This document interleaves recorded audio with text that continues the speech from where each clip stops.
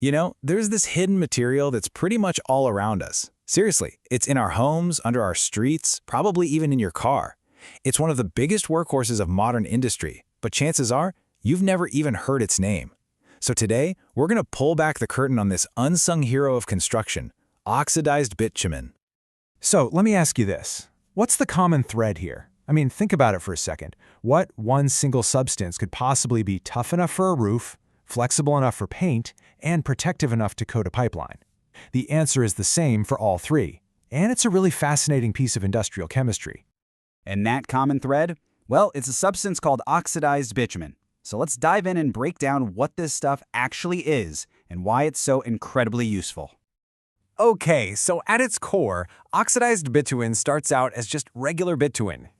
That thick, black, sticky stuff we all think of as asphalt. But then it goes through this special treatment that completely transforms its properties.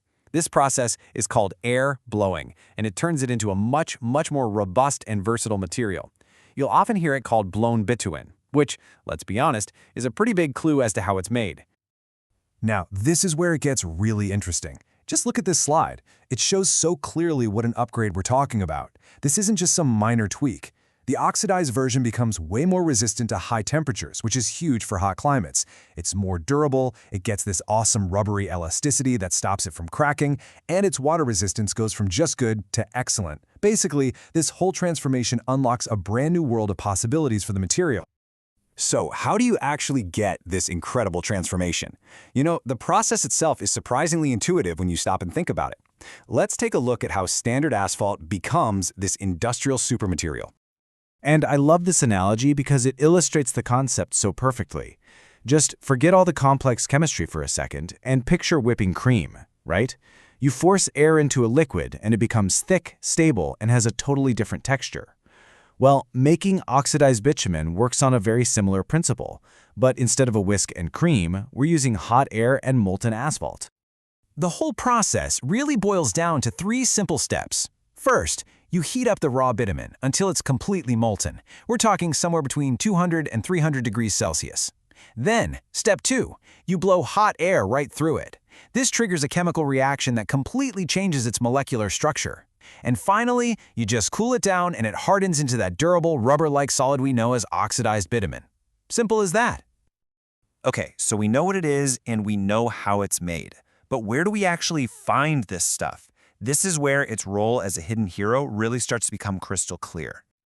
Just think about the building you're in right now. There's a really good chance oxidized bitumen is what's protecting you from the elements. It's a key ingredient in high-performance roofing membranes, and it's used to waterproof foundations and floors. Its stickiness and incredible durability make it a fantastic sealant and adhesive, holding things together and, most importantly, keeping that water out. And the moment you step outside, it is literally everywhere in our infrastructure.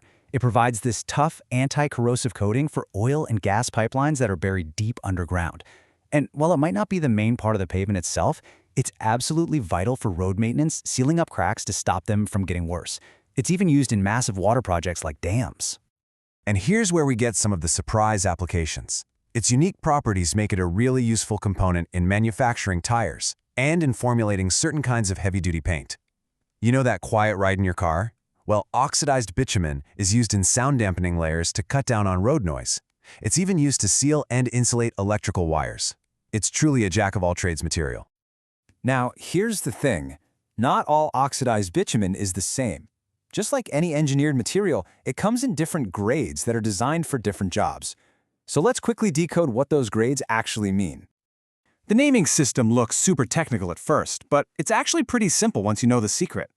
Each grade starts with an R, and then it's followed by 2 numbers. The first number, that's its softening point in Celsius, the temperature where it starts to get liquidy.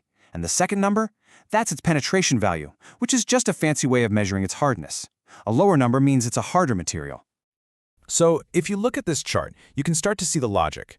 A grade like R85/25 is a fantastic all-rounder for general construction and roofing.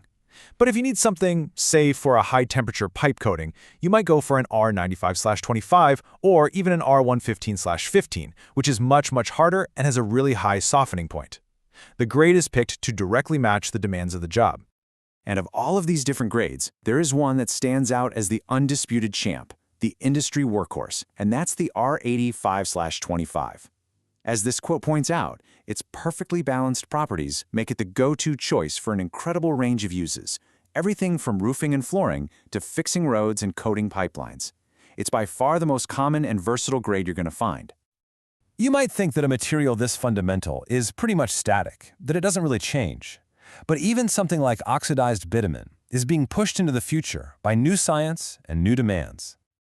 I mean, researchers are exploring some amazing advancements here. They're adding nanomaterials to make it even stronger.